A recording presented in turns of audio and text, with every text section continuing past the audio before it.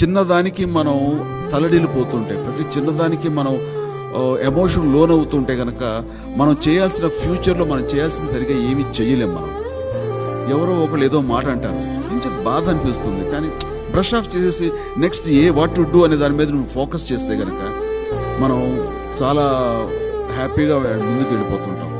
ఎందుకంటే జరిగిపోయేది మనం ఏమీ మార్చలేము. రేపు జరగబోయేది ఏమిటో అది మనకు తెలియదు కాబట్టి దాని గురించి మనం ఏం చేయలేము.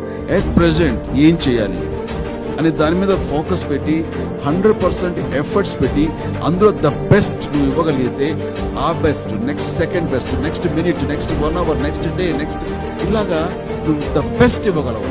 తద్వారా నేను ఎవరైతే కనుక పాయింట్అవుట్ చేసి కించపరుస్తూ మాట్లాడారో, నేను ఎవరైతే పోడారో వీళ్ళందరూ కూడా సమాధానం నీ విజయమే, నీ సక్సెసే. దాని మీద దృష్టి పెట్టు.